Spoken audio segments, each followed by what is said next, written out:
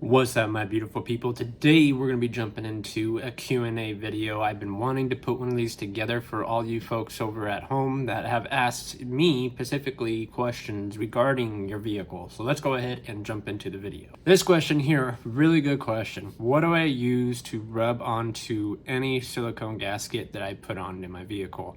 And the main thing, guys, is that you always have to make sure you do is any type of gasket that you guys put back onto your car, if it is metal on metal surface, you definitely want to grease it up. For that one, it's the fuel ring. What do I put on my fuel ring? And that is always going to be either Vaseline or oil. It doesn't really matter which one you use as long as that silicone gasket is protected, and that way when you go ahead and put your lock ring back on, it doesn't snap the silicone ring. This question here was another good one. I wanted to include this one definitely. And to be exactly right and familiar about this, ladies and gentlemen, is if you are doing a fuel pump or a high pressure fuel pump, or even if you're doing the sensor, you technically don't need to kill the car, meaning that you don't need to turn the car on and disconnect your guys' fuel pump and then go ahead and start it until it dies. In this case, you can just let it sit for about 30 minutes. That way it depressurizes. It's still gonna have fuel in the line either way if you run it out dry or you don't. It is actually really bad to run it dry. I do that because I've been doing it for years. I'm not telling you to do it because it could damage your fuel pump. So this is exactly what you want to do in this case, is you want to let it sit, get a few towels, wrap it around whatever you're taking off fuel related, and go ahead and just remove it. It's going to be a lot more safer than just running the car dry. Either way, the fuel is going to come out of the line that you're taking off, and you just have to remember to make sure you depressurize it again once you put everything back together. And that's just as simple. If you have a key ignition, you just turn it a couple times until you hear that thing prime. Or if you have a push button start, you're just going to hit it a few times, turn it off, turn it on, turn it off, and let that system pressurize again, so that way you don't run into any in particular problems going on with any other segment of your vehicle. So this comment here is definitely another good comment, and I really do appreciate you guys coming and writing your comments here. So let's go ahead and answer this comment here. And this one is stating, what kind of problems do you experience that made you want to change out your fuel pump? And what I can tell you as being a mechanic for as long as I have been is the symptoms that you would notice is a no start. That's the main common one, and you just want to make sure that you check that. Sometimes it could be your battery, it could be your starter, things like that, and that nature could cause your car from not starting. But if it's just cranking and just not wanting to start, you most likely don't have any fuel pressure. You want to get yourself a fuel pressure gauge and go ahead and test it. If you don't have the capability of doing so, go ahead and take it to a shop or have somebody that is a mobile mechanic come out and check it for you. We can easily hook up a pressure gauge to there, and we can tell you if your fuel pump is bad or good. Now, the symptoms are very easy to notice when your car is about to die, when meaning your fuel pump's not gonna, direct that fuel to your pressure fuel rail or your high pressure fuel pump or whatever the case may be. If they can't get into those injectors the right way, it can't spray into your chambers, which won't allow you to either start your car or drive your car. It would just be really bad. The next symptom would be very poor idle and misfiring. Now, these two do happen quite often when your fuel pump is about to go bad. These are very important to keep in mind when you are running into issues with misfires and also poor idle. You want to go ahead and just immediately, like I said, take it to a mechanic or have a mobile mechanic come out and test it for you. We can hook up that pressure gauge and we'll be able to tell you right on the spot if your fuel pump is going bad or not. In that case, there's the symptoms of when your fuel pump needs to be replaced. This question is one that I just couldn't get a hold of the guy that was having the issue, but I'm gonna go ahead and answer it for you because I know there's tons of you guys out there that do lose power in your EcoBoost or your GT or your V6s out there, and it's very common for direct injection motors. And direct injection motors, if you don't have a catch can involved, it's not going to deal with all of the oil blow by that is caused inside your chamber, but it's going to help with at least 75% of it. It's going to help you on the long run to make sure that you still have the capability to have the power. There could be other sorts of things that can cause lack of power and not being able to shift through the gears, It can be your shift solenoids if you're having problems with your transmission. It can be your flex plate. It can be a whole bunch of things inside of the transmission if you are shifting and it's okay on one gear, but it won't do anything on the other gear.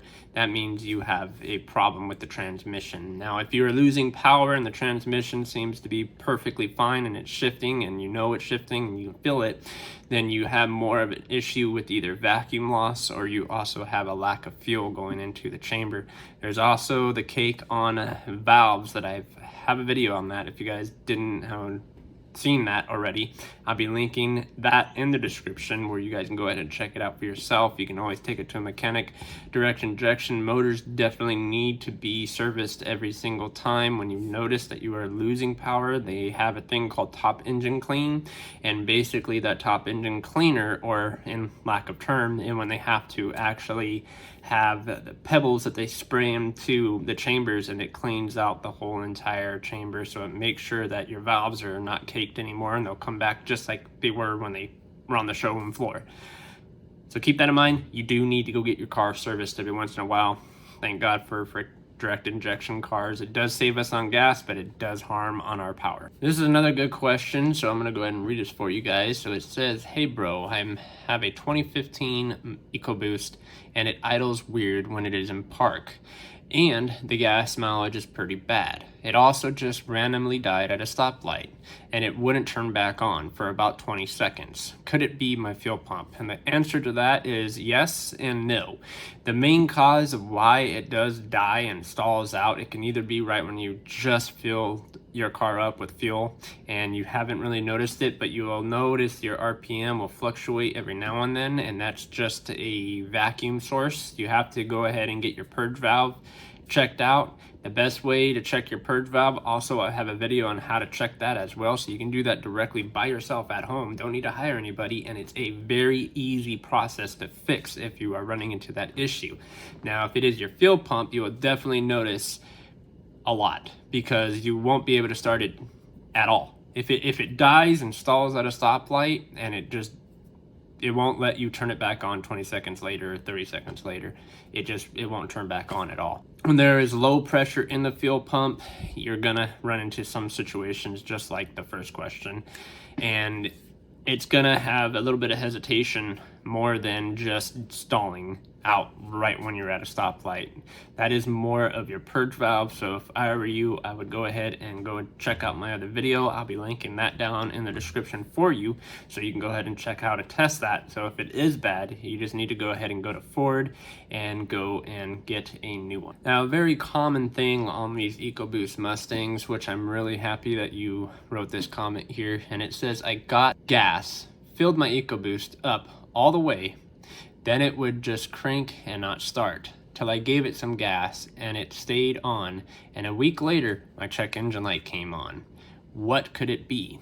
Now, there's a few other problems here. When you are filling up your gas tank, and like I said, you will start to notice that the RPM will start to play if it is your purge valve or your charcoal canister. A lot of people don't pay attention to this, but these are the main things that can cause it. You don't want to fill your fuel all the way up to the max.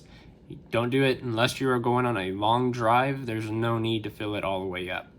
Just fill it up for a week or two or 3 weeks or whatever you have to do to get around town, but just make sure that you're not filling it completely up. When it clicks off, don't keep sitting there and clicking it and clicking it and clicking it.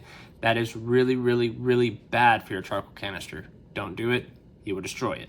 You need to go check your purge valve, and you need to go and check your charcoal canister out. These are two main common problems with these EcoBoost Mustangs. The purge valve is just main source of failing all the time. It happens, you start noticing a lot of symptoms in the beginning, and eventually it would just stall out. It won't even let you start the car until an hour later sometimes, when all the fumes have left the can.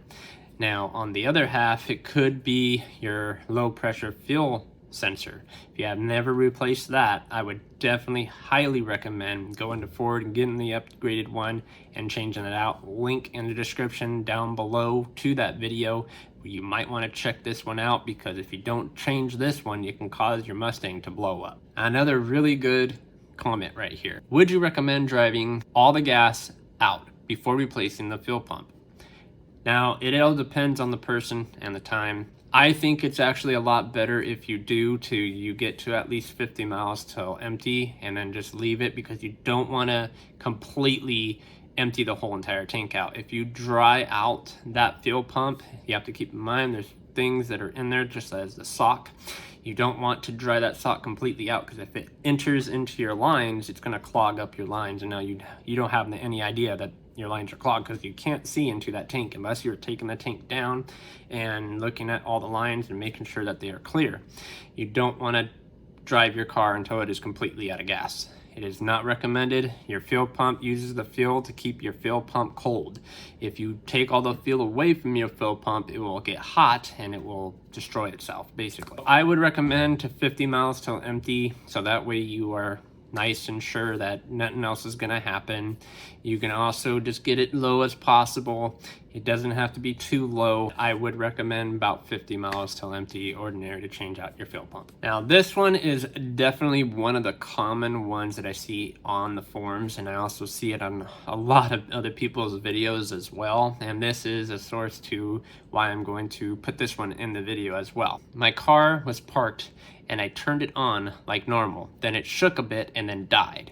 Then it would just crank and not come back on. I got a code P0267 after I connected the sensor, so I do think I should replace the fuel pump, because it's saying that the fuel pump control module, but I'm not sure if I need to replace the whole fuel pump or just the connector or something.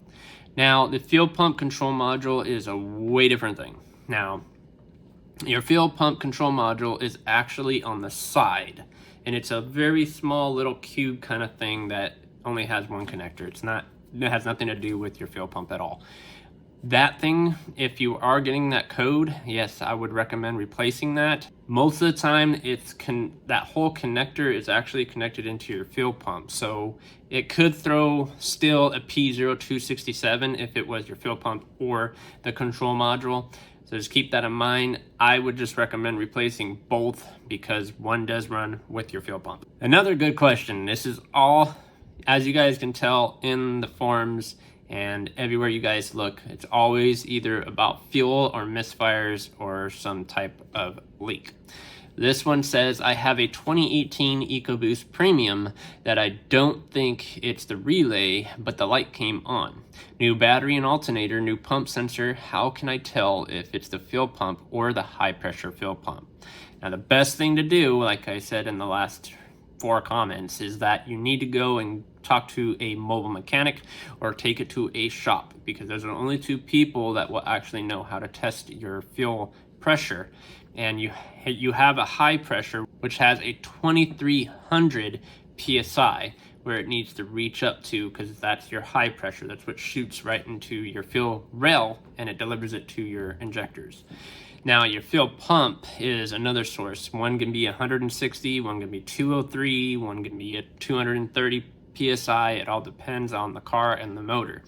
Like I said, the best choice to do to resolve this issue is hooking up a pressure gauge to see what your pressure really is at. If it is any lower than 50 psi, then most likely your fuel pump is most likely bad. And it can be very headaching, because some do run at 50 and some do run at 60 psi. It all depends. For EcoBoost Mustangs, they are 50 to 60 psi from the fuel pump, and then it goes up to your high pressure fuel pump, which is about 2300 psi, and then it gets delivered into your fuel rail and it goes into your fuel injectors, and that's what gets sprayed into your chamber, and that's what allows the kaboom with the air to fuel ratio mix. Now, I just want to highlight this video or comment right here. And this says, what is the part number? Now, a lot of you guys ask, and I usually post every part number in the video. You gotta watch the video completely to get the part number. I do that so that way I know you're paying attention and you're not only giving me a view, but you're helping me grow. That is a big thing, because I want you guys to be a part of my family just as much as you guys are. So just remember that all product numbers that I have in these videos is already posted in the video. If it is not, it will be down in the link description just go ahead and check her out. Really good question here, folks. You have either one. If you have an EcoBoost, a V6, or a GT, it is standard. This question is regards to, can someone please help me? Let me know if a 2014 Ford Mustang V6 3.7 liter base has 2 or 1 fuel pump. It doesn't matter what you have as far as the S550s go or the S97s go, you're gonna have 2. Now, basically, one is not called a fuel pump. You have a fuel pump on the driver's side behind you. That is your actual fuel pump. And then behind the passenger seat, you have what is called a fuel sender. That one does nothing but sends fuel to the other side, and it's just like a vacuum, basically. That's all I can really tell you. There's no pump connected to it at all. It's just a level arm, and it just sends fuel right to your other fuel tank. They're both connected either way. There's just a big old tunnel like this. And ordinary to get the fuel from this side to your main side, it has to send it somehow. So that's why they put a fuel sender on that side. This one right here, this is the one that I talked about on the last 4 comments ago. And this comment stating, I have a Mustang EcoBoost Turbo, limited edition 2015. I ran it completely out of gas. The car will not start. Folks say that the fuel pump might be burned. What do you say? Comment some helpful ones. Thank you. And could it be or not? And to answer your question, it could mainly be your fuel pump, because if it does not have any fuel in that fuel tank and you ran it completely out of gasoline and you are still driving it even with it at 0 gas at a mile, I guess you can put it. Yeah, you can technically burn your fuel pump completely out. It will get really, really hot without that fuel being in there, because you have to always keep in mind it is constantly pumping. And when that fuel goes bye-bye and there is no more fuel, it's still pumping. And eventually it will just die because it just gets overheated. There's nothing in that tank to cool it down. So yes, it could be your fuel pump 100%.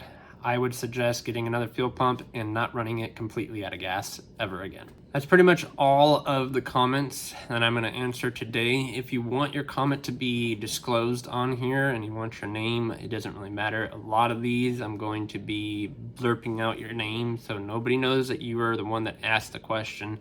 But, you know, if you go on my YouTube, you can kind of see who answered and who asked, so it doesn't really matter on that term. But I am going to keep your names out of the videos, so that way I can just have your comment sitting there and I'm just answering them, because I want you guys to have the help that you desire as much as I need you guys here. So as much as you guys ask, I will always make these Q&A videos for you guys, so that way you have ideas of what it could be and a lot more help than just reading it directly from YouTube.